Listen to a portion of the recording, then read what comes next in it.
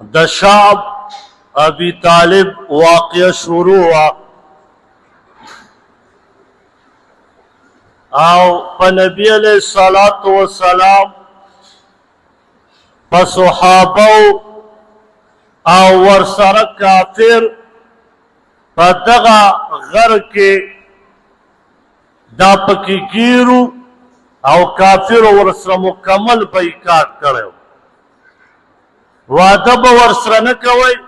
خبرې به ورسره نه کوي او اخیستل او خرڅول به پې نه کوي دا د ټول قریشو د مکې خلقو بایکاټو د 150 کسانو سره چې یو پکې نبی علیہ السلام موجود دی خدیجه رضی الله تعالی عنها پکې موجوده ده او دغه رنګ ابو طالب چې کافر د دنیا نه تله هغه پکې موجود دی او دا د قریشو خاندان 150 کسان پکې دي لور چې کم د دې خپل خاندان دی د قریشو هغه ټول بهرو او هغې دا میټینګ کړی د نبی علیہ السلام خپل تره د عبدالمطلب خپل زوی د ابو طالب چې دام ګیرو د هغه سکرو ابو لهب دا د کافرو په ډله کې کافرو ته ویل یو زه ستاسو سره یم او زه ستاسو سره خوشحاله یم نبی علیہ السلام پریخو خپل سکر اور پریخو لنډه دا چې د عبدالمطلب څومره اولادو چې دا په خپله د عبدالمطلب زوی و دا هر څه یې پرېښودو او د ابو جهل او د عتبه او د شیبا سره ملګری شو او دومره لعنتي کافر وی ابو لهب چې نبی علیہ السلام ولیده په لوږه سره نبی علیہ السلام سخته لوږه ده پاڼې خوري په شاب ابي طالب کې ګیر دی خو چې ورځ به شوه نبی علیہ الصلوۃ والسلام به چې راووته نو د غر نه به راکوشه هلته مکه مکرمه په دې حدودو کې به ګرځېده چا پې خرڅول او اخیستل نه کول خو لیکن خپل تبلیغ به یې کو په دومره سخته کې نبی علیہ السلام تبلیغ نه دی پرېښی او دې ابو لهب ظالم به ویل چې دغه خبره مه منئ نعوذ بالله من ذلک دا لیونی دی دا یې سکت رو دعوت تبلیغ کا چې په هره طریقه ته کې څوک یې په قرآن سره کوي څوک یې په حدیثو سره کوي څوک یې په جهاد طریقې د دین هر یو شعبه چې ته دعوت کې دا یاد وساته مسلمانه تا ته چې کله رکاوټ به راپاسي تاله به د خپل خاندان نه راپاسي تا به اول خپل خاندان نه پرېږدي ځکه نبی علیہ الصلوۃ والسلام تعالی فرمایي په 19 سپاره کې وانذر عشیرتک الاقربین اے زما پیغمبره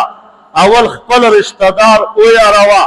خپل ګاونډیانو ته ورکه دعوت خپل ګاونډیان رشتہ دار خاندان راغونډ کا ورکه دعوت نبی علیہ السلام په خپل قریش راغونډ کو دعوت به ورکه او دا ابو لهب دومره لعنتي کافر چې دا په نبی علیہ السلام پسې مسخرې کولې او د نبی علیہ السلام دعوت به نه منوده او چې ماشومانو به جارل نبی علیہ السلام به وګیو ابو طالب کافر د ابو لهب ورور بچی وګیو د به خندا کول او د ابو جهل سره به ناست په 3 کاله صحابه وداسې اگر چې بعضې پکې کافر مو د نبی علیہ السلام سره خو لیکن د ابو لهب نوړی خو څه کې چې خلقو ته به یې ویل چا به چې مال راوړو د بهر ملکونو نه شام نه مصر نه یا د مدینې مبارکې خپل ملک د دې نه به چا تجارت مال راوړو مکه مکرمه دا د مال د تجارت یو مرکز و دلته به چې مال راغی نو دی ابو لهب به ورغی ابو جهل به نه ورتله دا خپل ورور به ورغی ابو لهب او ورته ویل به اتجار ته چې ستا سودا قیمت مثلا 80 روپۍ کیلو دی په هغه ټیم کې او دغه مسلمان کسان یې دنه اخلي نو یاد اوساته دا په 100 روپۍ پې خرڅوه هغه به ورته ویل دا بیا ماله نه راکوي پیسې وایي چې نه دې درکوي دا زیاتي 40 روپۍ دا به زه درکوم او داسې به یې کوئ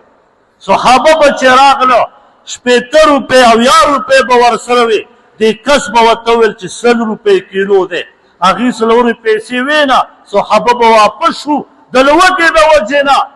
او دغه تجار به راغی و ابو لهب ته به کېناست ابو لهب به ورته وویل چې دا 80 روپۍ دې د کیلو شوې او دا 40 روپۍ دې زیاتي واله دومره انتها بغض ته رسېدلی حکیم بن حزام رضی الله تعالی عنہ دا د خدیجې رضی الله تعالی عنها وراره دی ده به د شپې کله نا کله په اوښ باندې پټه غله وړه غنم به یې وړه جوار به یې وړه یا نور څه د خوراک وربشې کجورې دا به یې پټې پټې وړې خو 150 کسانو ته به څومره ورځې کار وکړي 2 ورځې به وکړي 3 ورځې به وکړي 4 ورځې به وکړي یو ځل د شپې په خپل ټیم مغسې بیا راووته څه خوراک یې په اس باندې اچولی دی په اوښ باندې او را روان دی چې کله رانږدې شو دغه غر ته نو په دغه ټیم کې په دغه لار کې ول ابو جهل ولاړو ابو جهل ورته وی یا حکیم بن حزام رضی الله تعالی عنہ دا څه کې دا اوښ دې چرته روان کړی دا خو داسې معلومیږي ته جوړې خوراک سکاټ صحابو ته او نبی علیه الصلاة والسلام ته رسې حکیم بن حزام رضی الله تعالی عنہ ورته وفرمیل همدغسې کوم وی نشې تللی ابو جهل خو سردار و د شپې ټکه شپه ده په دغه ټیم کې ابو بختري دا راغی دا هم کافر دی چې دا راغی ابو جهل ته وی وی دا سړی پرېږده دا هغه 2 کسان دي چې په فیصله باندې دي خفه خو لیکن نورو سردارانو فیصله وکړه نو ابو بختري ورته وی پرېږده ابو جهل هغه ته هم په دې ردي شروع کړي دا عادت د معاشرې دی چې مشر سړی به کشر ته خامخا کنځلې کوي نو ابو بختري دا ډېر غصه ناک و بس په لاس کې وله د اډوکې د اوښ ورغی او په دې ابو جهل باندې غزار وکړي چې په دې سر یې وولو وینې ترې روانې شوې او حمزه رضی الله تعالی عنہ هغه غر کې ولاړ دی شپه ده د هغه ځای نه تماشه کوي ابو جهل چې وکته چې ما خو حمزه رضی الله تعالی عنہ ما ته ګوري زه ولیدم چې ابو بختري ووهلم او که زه اوس په دې ابو بختري غزار کوم حمزه رضی الله تعالی عنہ به خوشحاله شي چې خپل ملګري د کافر سره لانجه وکړه دومره غیرتي وکړه واپس ابو جهل ورته ټوغک ونه کړه او سهار شو میټینګ یې را وغوښت غله د شپې شپې ورسېده نو غلا چې ورسېده نو سهار ابو جهل میټینګ را وغوښته چې بیګا حزام رضی الله تعالی عنہ دغسې خوراک وړی دی و ابو بختري زه وښلی یم او د دې میټینګ په کوم ځای کې کېده د دې میټینګ به په حرم شریف په دې میدان چې مطاف ورته وایي دلته به کېده زمونږ جرګه چېرته کېږي په حجره کې زمونږ جرګه چېرته کېږي یعنې چې پلانکي یو بدماش بیټک کولاو کړی هلته به جرګه کوي د جرګې ځای دا قسم په الله دا جومات دی د جرګې او د فیصلې ځای دا جومات دی موږ صرف او صرف جومات د مونځ او د اعتکاف دپاره ګرځولی بس ستا قیدی به چې کافر ونیولی شي دا به په جومات کې تړې دا به په جومات کې تړې دا قید خانه وه دا فیصلو ځای و دا عدالت هم و دا جومات هر یو شی و خو لیکن موږ نن جومات راوستو صرف د 5 وخت لمونځ دپاره او صرف د اعتکاف دپاره لور دا جومات موږ داسې پرېښودو الله مو دې معاف نو چې میټنګ یې راوغوښت د شپې ابو بختري زعما مطعم دی میټنګ کړی او 15 کسانو د شپې چې هلکه مونږ دا فیصله اول نه منو دا ابو جهل عتبه شیبه ابی بن امیه دا ټول دی کافرو دا دستخطي کړي دي او منصور بن عکرمه لیکلی دی مونږ د دې اول نه بایکاټ کړی ابو جهل هلته جرګه کوي سهار شوی دی دغه 15 کافر پې راغلي یو پکې زهیر دی دا 15 کافر پې راغله او کېناست تیاره موقع وه په جرګه کې ورته وویل چې ابو جهل واوره ای عتبه و شیبه واوره ای ابی بن امی واوره مونږ ستاسو د دې جرګې او د دې کاغذ د لیکلو د اول نه مخالف او نن ابو جهل کستا ترور کستا ماما کستا وراره کستا زوی په دغه ځای کې بندیوان وی خوراک ورته نه میلاوی دی تا به څه کولی بس کافرو کې غیرت پیدا شي خو کافرو نه منو دا چې دا جرګه په هیڅ صورت نه ماتېږي نبی علیه السلام صحابه د بره ځای نه تماشه کوي نبی علیہ السلام خپل تر ابو طالب ته وفرمایل اے تر تیار ګرمه معامله ده ورشه دا یو ډله وایي چې معاهده به نه ماتېږي بله ډله وایي ماتېږي به ته لاړ شه ته پکې ثالث کردار ادا کا او تاسو ورته دا ووایئ چې ما ته خپل وراره نبي علیه السلام وفرمایل کم کاغذ چې تاسو لیکلی و او په کعبه کې دننه تاسو هغه په کپړه کې تاو کړی و هلته مو ویزان کړی دی هغه کاغذ وګورئ هغه الله رب العزت ټول ختم کړی صرف بسم الله پکې پاتې ده ابو طالب راغی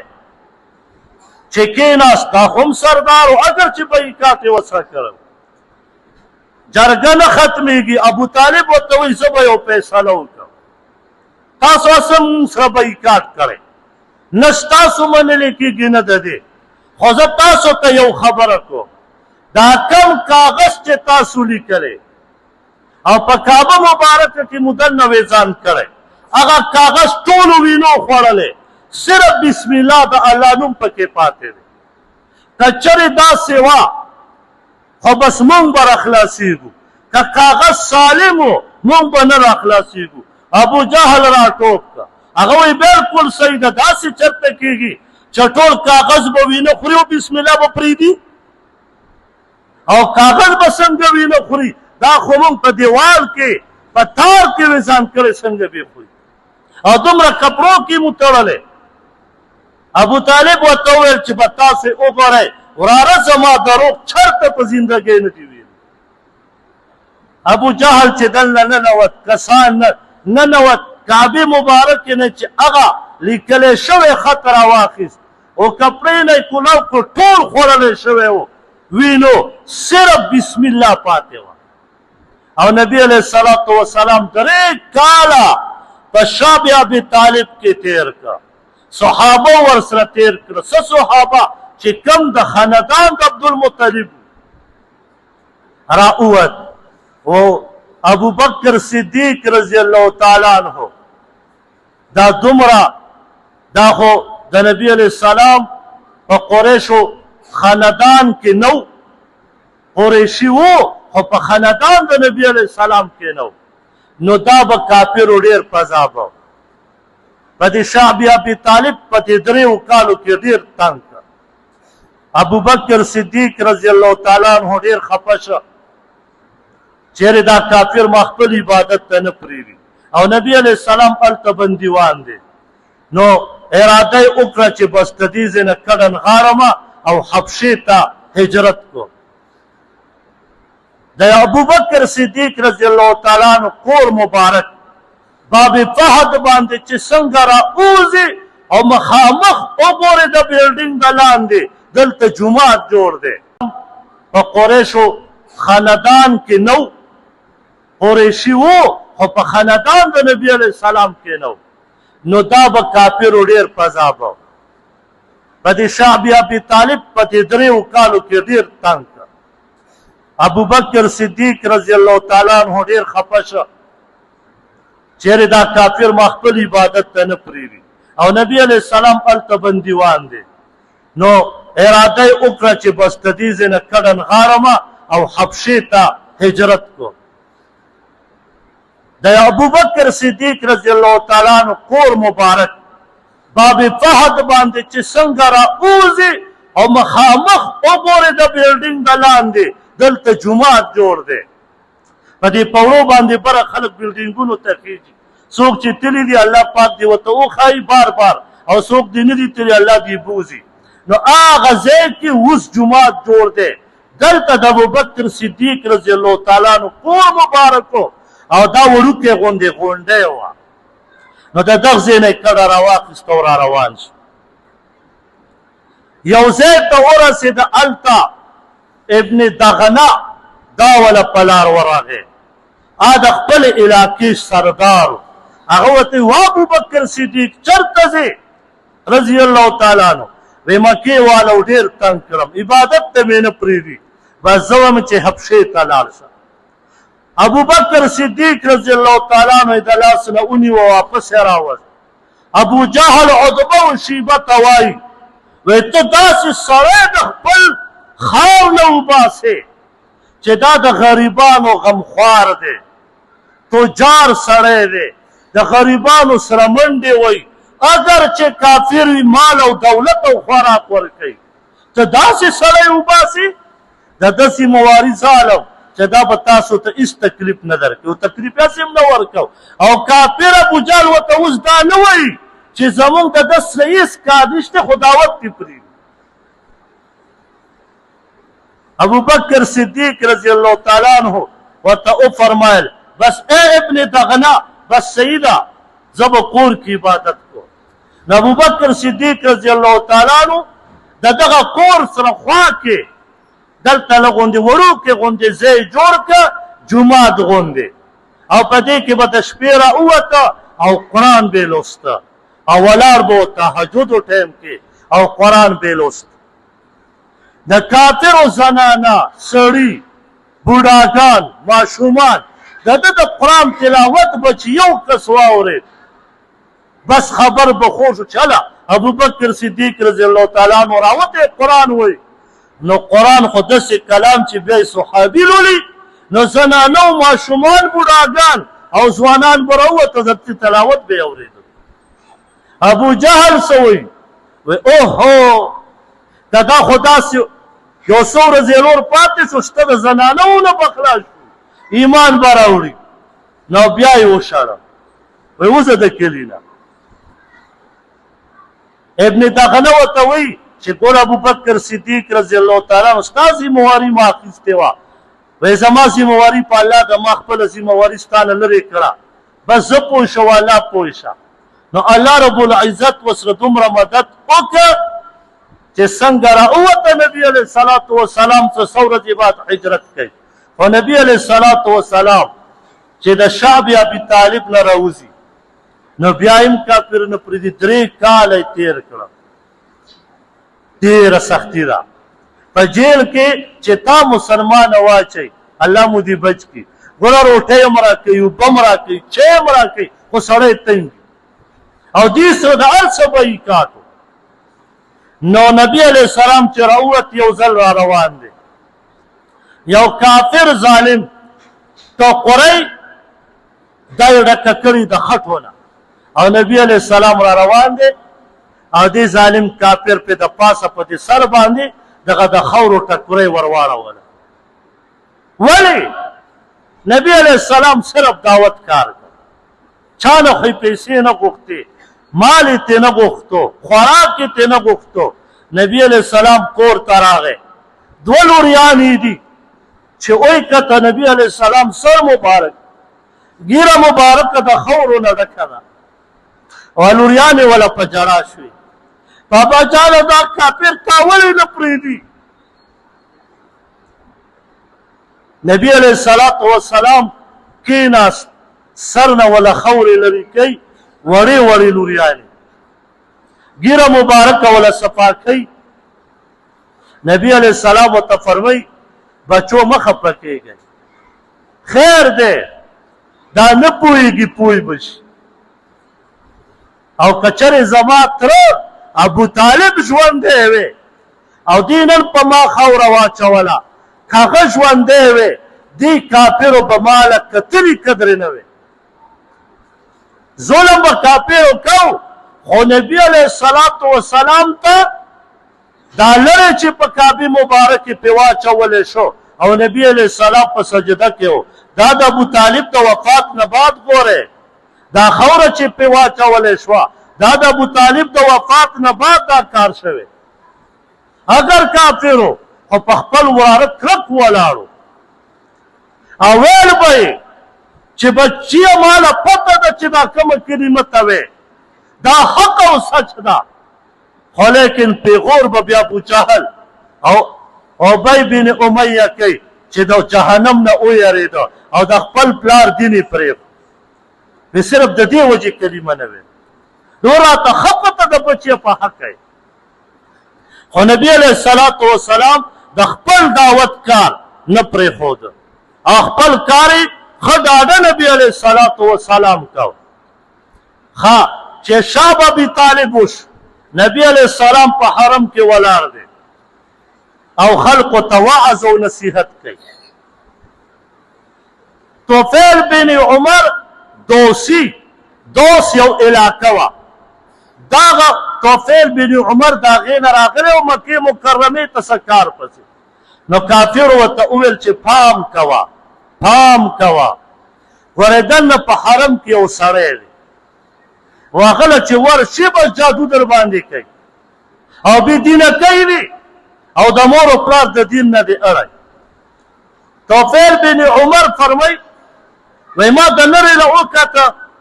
خو داسې معمولي خبرې مې په دې غوږ ولګېدې خو ډېرې مضبوطې او جوړې خبرې کولې. فرمایي وي ما خو څه ونه کړه کور ته لاړم، خپل علاقې ته واپس لاړم. وی مور ته مې ویل چې مورې یو سړی دی چې ډېرې ناشنا خبرې کوي، خو مورې کافرو دوکه کړم که یې دې پره ټیم میلاو شو ولاړم د دې کس سره ومیلاوېږم. طفیل بن عمر الدوسی رحمه الله فرمایي رضی الله تعالی عنه وی رالم وی نبی علیه السلام حرم کې وسره میلاو شو. وی ما ته نبی علیه السلام او فرمایل وی کلمه نه وایي ډایرکټ. طفیل بن عمر رضی الله تعالی عنه فرمایي وی ما ورته عرض کړو د الله پیغمبره ولې نه وایمه راته وی وایه. نبی علیه السلام وله کلمه وویله ډایرکټ ایمان راوړ. غوره نبی علیه السلام 3 کاله سختي تېره کړې خو اوس پس د سختۍ نه اسانتیا انما العسر یسرا سورة علم نشرح لك الله فرمایي. نو ایمان یې راوړه. نبی علیه السلام طرز کې څه وکړم؟ نبی علیه السلام ته وفرمایل په خپل علاقه کې دعوت وچله ولاړ شه. دا ډېر شریف انسان و، ډېر همدرد انسان و چې خپل علاقې ته لاړو، مور او پلار ته دعوت ورکړه، فوراً ایمان راوړه. خپل علاقې کې یو څو کسانو ته دعوت ورکړه، فوراً ایمان راوړه. یو څو ورځې نه وې تېرې چې 80 کسان نبي علیه السلام ته حاضر. د الله پیغمبره د 80 مې دله راوستي کلمه وله تېره کړه، ایمان راوړي. نو دا یاد وساتئ د دین د رکاوټ دپاره کافرو ابوجهل دې د هغه ټیم نه دا میشن و، خو لیکن دا مشن هغې پکې ناکامیابه شو او نبی علیه الصلاة والسلام په پوره دنیا کې دا نه په مکه پوره دنیا کې یک یوازې خو د دعوت کار یې چلو دعوت کار یې نه پرېښود نن په ټوله دنیا کې نبی علیه الصلاة والسلام امتیان موجود دي کافر هم امتیان دي خو هغوی کلمه نه وایي په لکونو نه په عربونو نه په کربونو مسلمان دی دا د نبی علیه السلام یک یوازې کار نو دا یاد وساتئ دا به نه وایي چې زه یوازې یم د دین کار کوه لس کاله بعد 20 کاله بعد 30 کاله بعد 40 کاله بعد قسم په الله انقلاب به راولي نو الله رب العزت دې مونږ ته په دې باندې عمل کولو توفیق راکړي او چې څنګه نبی علیه السلام راووت څه موده بعد ابو طالب مړ شو او ورپسې 4-5 ورځې بعد خدیجه رضی الله تعالی عنها وفات شوه خو خدیجه رضی الله تعالی عنها نبی علیه السلام سره ډېر تکالیف تېر کړي ډېر بې انتها یو ځل فرمایي عایشه رضی الله تعالی عنها وی په دې نبی علیه السلام تشریف فرما دی په دې دوران کې ګیټ وټکېد او آواز وشو وی نبی علیه السلام وفرمایل وی تاسې معلومیږي جوړې د خدیجې رضی الله تعالی عنها خور راغله حالا راغله جوړې وی نبی علیه الصلاة والسلام فوراً پاسې او ودرېد هغې ګیټ کلاو کړو دننه راغله نبی علیه الصلاة والسلام سره څه خبرې وکړې او واپس لاړه عایشه رضی الله تعالی عنها فرمایي وی ما ورته عرض وکړه چې د الله پیغمبره د قریشو د یو بوډۍ ښځې ته دومره قدر کې خدیجه رضی الله تعالی عنها یې ورته یادوه د هغې نه خو الله په ښې بیا بیبیانې درکړي لکه خامخا چې 2-3 ښځې وي د یو سړي او د نبی علیه السلام خو نه وي زړه کې د بلې زنانه راځي چې خاوند د یو ښځې ډېر قدر وکړي د بل لږ نو نبی علیه الصلاة والسلام غصه شو عایشه رضی الله تعالی عنها فرمایي وی زه پوه شوم چې نبی علیه السلام غصه شو زما په دې خبره چې ما هغې ته بوډۍ وویله وی ما ورته عرض وکړو قسم په الله د الله پیغمبره د نن نه بعد به د خیر خبرې نه علاوه د خدیجې رضی الله تعالی عنها بله بده خبره نه کوم وی نبی علیه السلام راته وفرمایل وی خدیجې رضی الله تعالی عنها واوره هغې ما سره ډېرې سختۍ تېرې کړي په هغه ټایم کې چې زما سره د دفاع کولو هېڅوک نه و زما ته حوصله افزي او زما دفاع چې اول کړې ده هغه خدیجې رضی الله تعالی عنها کړ د ټولو نه اول ایمان هغې راوړی دی په زنانو کې نو زما ډېره دفاع یې کړې بله په ما باندې هر قسم مال دا په مالدار ترینو تجارانو کې وه خدیجه رضی الله تعالی عنها خو وی چې هغه ټول مال یې په ما باندې ولګاو نو زه به د هغې ولې قدر نه کوم نو خبره مې دې پورې کوله چې د دعوت کار د دین کار دا به نه پرېږدو دا مه وایه چېرې زه خو ټوله ورځ کپړې کاروبار کې هر کاروبار کې یو کس راغی دعوت وله وچلوه ورته ویې وروره تبلیغ ته ځه قرآن درس کېږي جومات کې دی هغې ته کښېنه حدیث بیانېږي فضل اعمال مولای مازدیګر سار ماښام ماسخوتن بیانېږي هغې له کښېنه دا دعوت کار خو ته په دوکان کور په بیټک په وجرا په هر ځای کې کولی شي واله که مړه که لږ پسې ورتېر شم د باباګانو په زیارت کې هم کولی شي خو چې کې الله پاک دې پې عمل کولو توفیق راکړي یو مسله ده هغه ډېره هم دغه دا ده بعضې خلک وایي دا سفر میاشتې شروع شي په دې کې دا پیریان ډېر راوځي ما ورته مې او دا 11 میاشتې دي اعتکاف ته ناست دي په دې سفر میاشت کې بیا دې راوځي دا چا ویلی دي چې لورې کې نه یو په سفر کې به راوځي پیریان هر ټیم موجود دي بعضې خلک وایي جی دا جنات چې وي دا جولا سي دا بره چې دا جالونه جوړي دغه جالونو نه دا پیریان پیدا کړي ما ورته مې افسوس چې انسان نه و پیدا دي نه مخکې خو نه جولا و نه دا جالونه او په دې دنیا باندې جنات او شیطانان اوسېده هغه ټایم کې د څه شي نه پیدا کېده پته نه لګي په دین کې څه نوې نوې خبرې خلکو راویستي د جناتو څنګه چې زما او ستا مور او پلار دی او خاندان مو دی دغسې د جناتو هم شته خپل مور او پلار یې دی خاندان یې دی او په هغې کې دا هر څه شته داسې منګړت خبرې دي بعضې خلک په سفر میاشت کې بس داسې د چل وکړي والکه څه چل ما سمیرګي یارې پیری مې ولیده والکه په دې 11 میاشتې کې نه وینې په دې سفر کې وینې څه بې غیرته پیری دی چې چاته په سفر کې مخې مخې ته کېږي داسې ټول منګړت خبرې دي الله پاک دې موږ او تاسو ته بچ کړي دعا وکړي الحمدلله رب العالمین والعاقبة للمتقین